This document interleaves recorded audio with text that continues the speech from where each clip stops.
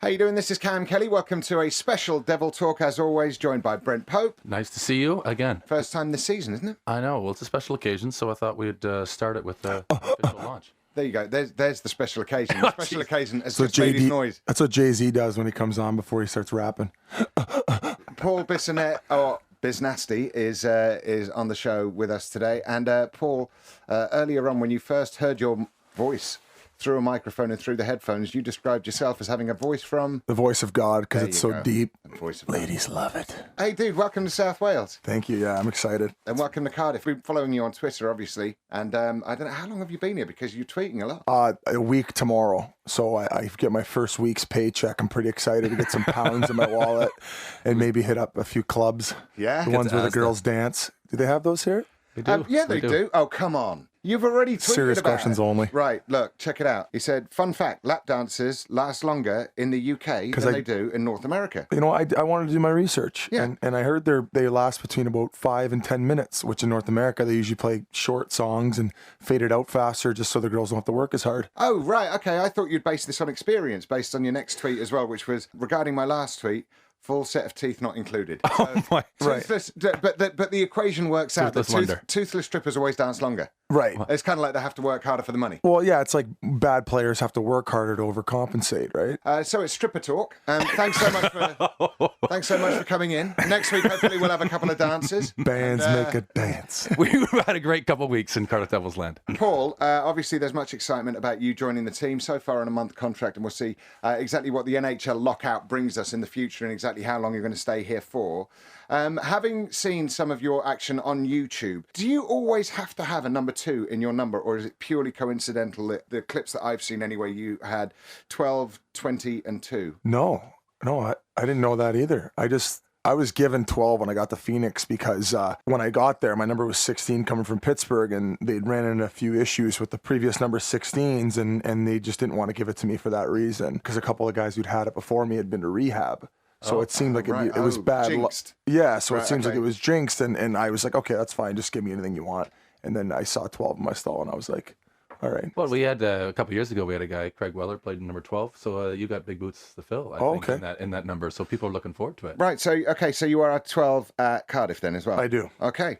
So the 2 thing was just purely coincidental then? Yeah. I mean, Okay. I didn't know that. Thank you. Well, Paul just lit the lamp already twice. He went to Scotland and played 2 games. He's already scored 2 goals. So as he's kind of mentioned before even coming, he wants to be able to come here and play some hockey. So that's I'm keen to see it because I haven't seen him play yet. So the game on Sunday versus Fife is our first look at Paul BizNasty in action, and watching him in training today, I think there's a lot to be looking forward to. Thank you, by the way. There you go. That's He's nice. just It's pumping my tires. nice. It's important. But your career has taken you from a defenseman to a forward. Right. And along the way, obviously, an enforcer as well. I don't even know whether enforcers enjoy being called enforcers, but that's how everyone will know exactly what you can do. Right. Well, I'll try to sum it up in a quickly here. I was a defenseman growing up.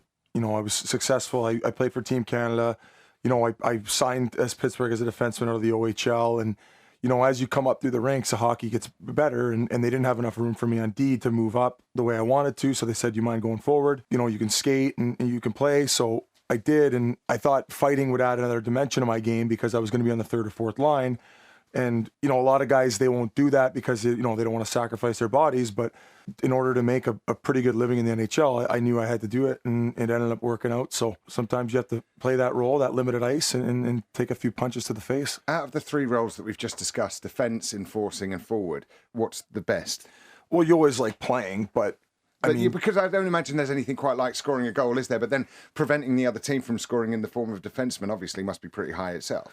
yeah, like I enjoy. I'm naturally a defenseman. That's how my mind works. I'm still learning and adjusting to the position of forward. It's only been 4 years since I've been a forward. So no, I mean, like I said, you always enjoy playing, but in order to make the money I want in the NHL, you know, I mean, you can ask anyone this question: would you rather play defense for $100,000 in the minors in North America, or make $600,000-700,000 as an enforcer in the NHL? Okay. Some people say, well, you know, money doesn't equal happiness, but yes, it does. I think Paul's simplifying it because Paul obviously has the ability to do that. And the thing that's most interesting, listen to him say there now, is that he's humble enough and team-oriented enough to say, I'm going to sacrifice myself and my body to make that decision to be able to perform that particular role at that level. And not everybody makes that choice, Cam, and not everybody can make that choice. So I think it says a lot about Paul's versatility, but it's not to be underestimated just how talented a hockey player he is, because you don't play at the top level in the world unless you can get the job done. I know that certainly when Deeds started over here, before he'd even taken to the ice, he was already beating people up on Twitter.